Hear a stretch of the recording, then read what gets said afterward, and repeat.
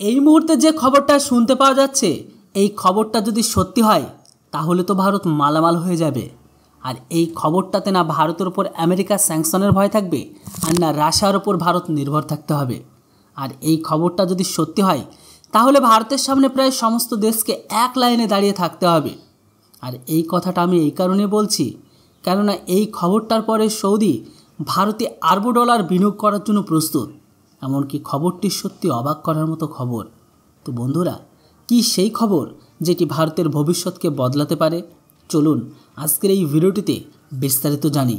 তো বন্ধুরা, এই খবরটি ভারতের উত্তরপ্রদেশ রাজ্যের না সেখানকার বালিয়া জেলার সাগরপল্লী এলাকার গঙ্গা বেসিনের কাছে একটা অনেক বড় তেলের ভান্ডারের খোঁজ পাওয়া গেছে। আর এটার খোঁজ করেছে ভারতের সবথেকে বড় গ্যাস রিসার্চ অ্যান্ড সন্ধানকারী কোম্পানি ওএনজিসি, মানে oil and natural gas corporation করেছে। ওএনজিসির কথা অনুসারে উত্তরপ্রদেশের বালিয়া জেলার কাছে সাগরপল্লী গ্রামের কাছে কাঁচা তেল আর গ্যাসের একটি বড় ভান্ডার পাওয়ার আশা আছে। সেই জন্য ওএনজিসি এটাকে খুঁজতে শুরু করে দিয়েছে। আর 3000 মিটার গভীরে তেল পাওয়ার খবর সামনে বেরিয়ে আসছে। আর এই তেল ভান্ডার বালিয়া জেলা থেকে শুরু করে প্রয়াগরাজ পর্যন্ত ছড়িয়ে থাকতে বলে আশা করা হচ্ছে, যেটি প্রায় 300 কিলোমিটার পর্যন্ত ছড়িয়ে রয়েছে।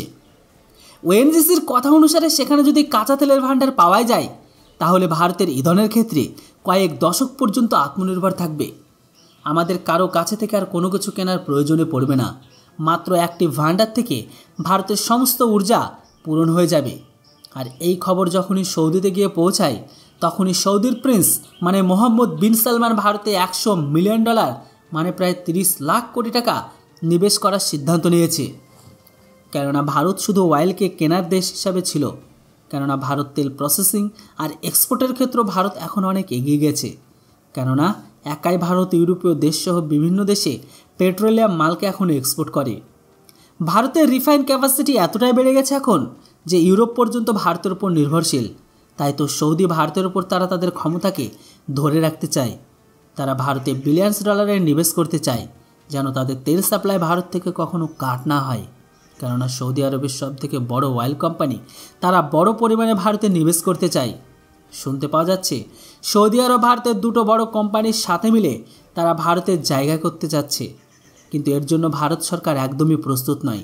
কেননা সৌদি যদি ভারতে প্ল্যান্টকে লাগায় তাহলে তারা 30% স্টককে নেবে, মানে যে তেল রিফাইন হবে সেই তেলের 90% অধিকার সেই কোম্পানির হবে, যাদের কাছে সব থেকে বেশি স্টক থাকবে।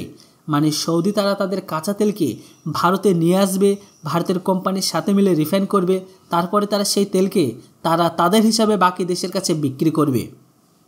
মানে তারা ভারতকে একটি প্ল্যান্ট হিসাবে ব্যবহার করার কথা ভাবছে সৌদি আরব, যেটি ভারত সরকার কখনোই সাকসেস হতে দেবে না।